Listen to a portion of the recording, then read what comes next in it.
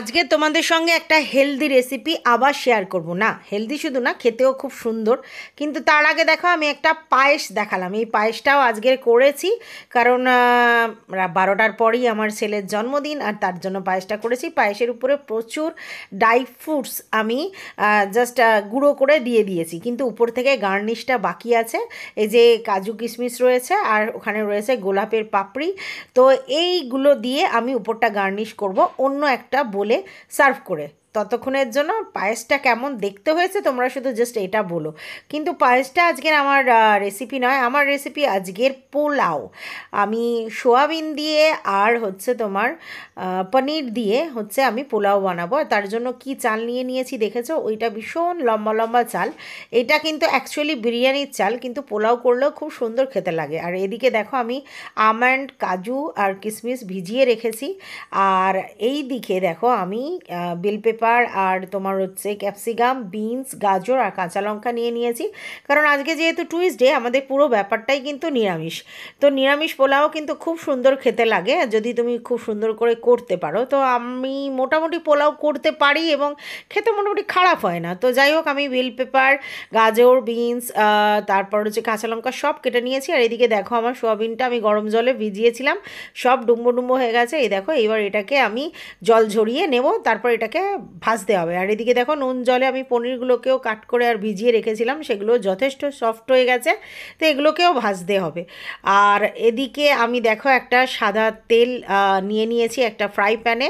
আর এদিকে দেখো আমি ওই গাজর আর বিনসটা আমি একটু ভাপিয়ে নিয়েছি গরম জলে। আর এদিকে সোয়াবিনটাও পরিষ্কার করে নিয়েছি। আর এদিকে দেখো আমি এটারও জল ঝরিয়ে নিয়েছি। শুধুমাত্র আমার আমন্ড বা বাদামগুলো কিন্তু এখনও জলে রয়েছে।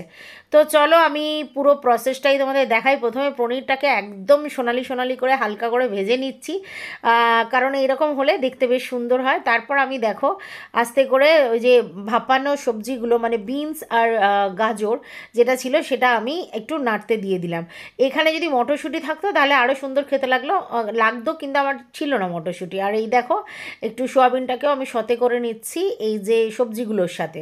আর অলরেডি আমি পনিরটাকে ভেজে ওটাকে তুলে নিয়েছি। আর এইটা দেখো আমি একটু সতে করে নিচ্ছি। এরকম করে করলে না বেশ সুন্দর খেতে লাগে। মানে কি বলো তো, সব রকম পড়লেও আবার খেতেও ভালো লাগলো। যদিও আমার হচ্ছে পনির বা সোয়াবিন খাওয়াটা অতটা ভালো নয়, কিন্তু যারা বাচ্চা আছে তাদের জন্য খুবই ভালো। এদিকে দেখো বিনস, গাজর আর ক্যাপসিকাম, তারপরে হচ্ছে তোমার বেল পেপার সমস্ত কিছু দিয়ে আমি নাড়াচাড়া করে নিচ্ছি, একদম সুন্দর করে ফ্রাই করে নিচ্ছি। এর মধ্যে কিন্তু আমি কিছুই দিইনি, মানে নুন বা চিনি বা কিছু অন্য কিছুই দিইনি, জাস্ট হালকা করে ফ্রাই করে নিচ্ছি সাদা তেলে। তো দেখতেই দেখেছো ভীষণ কালারিং লাগছে, কারণ এই রান্নাগুলোই এরকম। এই রান্নাগুলোতে এই সবজি হেনা তেনা সব মিলিয়ে একটা কালারিং ব্যাপার থাকে, এটাই কিন্তু ভালো লাগে। তো যাই হোক, এবার আমি দেখো পনিরটা তোমাদেরকে দেখিয়ে নিলাম। আর এদিকে আমার সবজিটাও প্রায় ফ্রাই হয়ে গেছে, এটাকেও আমি নামিয়ে নেব। আর তারপরে আমার ভাতের প্রিপারেশনটাও হবে। তো দেখো সবজি পুরো একদম তৈরি রেডি হয়ে গেছে, দেখেই বুঝতে পারছো। এবার এটাকে নামিয়ে নিচ্ছি। আর এ দেখো আমি 3 কাপ এই চাল নিয়েছিলাম ওই কাপটার মেজারমেন্টে। তাই আমার অ্যাকচুয়ালি জল নেওয়ার কথা 6 কাপ, কিন্তু যেহেতু আমার অনেক সবজিপাতি রয়েছে তাই আমি 8 কাপ জল নিয়েছি, যাতে আমার চালটা কোনোভাবে নিচে লেগে না যায়। একটু আমাকে ফুটিয়ে জলটা মেরে নিতে হবে, কিন্তু তবু আমি ওরকমই করেছি। আর চালটা ভিজিয়ে রেখেছিলাম, এবার এটাকে ড্রাই করে নিয়েছি।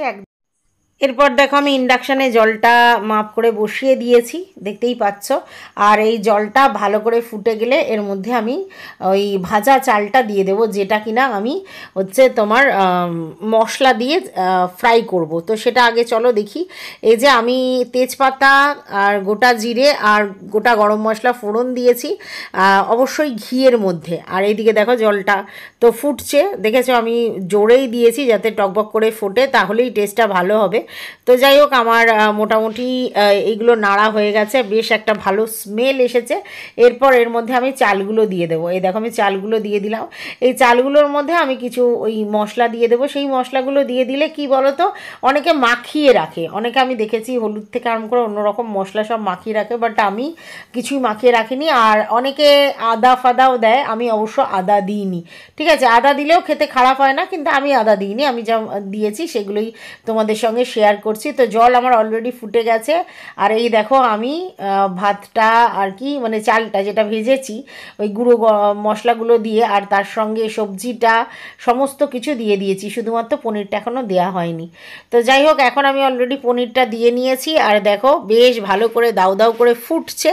মানে যত বেশি ফুটবে তত তাড়াতাড়ি জলটা মরে যাবে, তার জন্য একটু বেশি জলটা আমি দিয়েছিলাম, তোমাদেরকে বলেছি।